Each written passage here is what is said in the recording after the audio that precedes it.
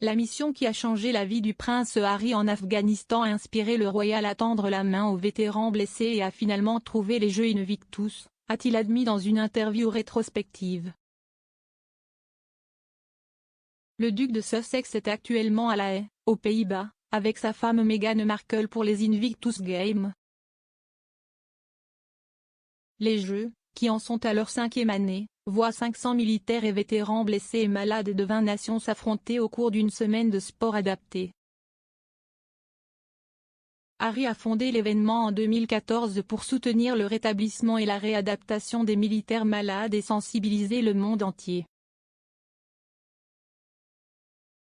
S'adressant à la BBC cette semaine, il a annoncé que plus de nations étaient invitées que jamais auparavant pour leur donner l'occasion de guérir, et a souligné qu'il y aura toujours un besoin pour les Jeux Invictus. Le duc de Sussex a déclaré, après 3 ans, je pensais que nous pourrions peut-être le mettre dans une boîte et le mettre sur une étagère et le laisser jusqu'à ce que nous ayons besoin de le ressortir.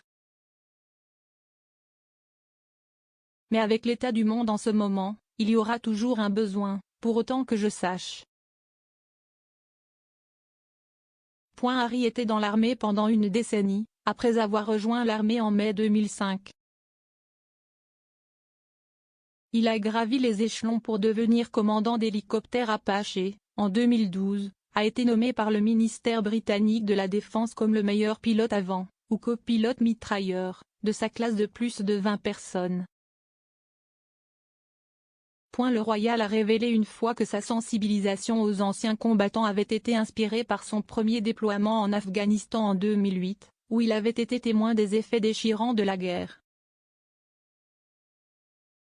S'adressant à ABC News en 2016, Harry a déclaré « J'ai été extrait après 10 semaines de ma première tournée en Afghanistan.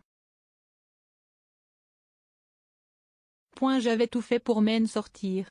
Après 10 semaines, j'ai été extrait. » Il a gravi les échelons pour devenir commandant d'hélicoptère Apache et, en 2012, a été nommé par le ministère britannique de la Défense comme le meilleur pilote avant, ou copilote mitrailleur, de sa classe de plus de 20 personnes.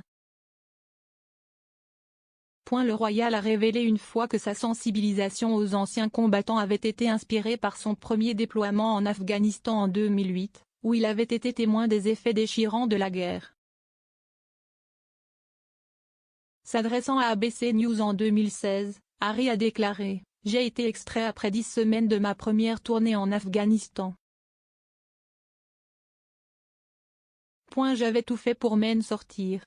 Après 10 semaines, j'ai été extrait. » Il a poursuivi, l'un des gars, was, tenant un petit tube à essai ou quoi que ce soit d'éclat d'obus qui avait été retiré de sa tête et il était dans le coma, tenant cette chose.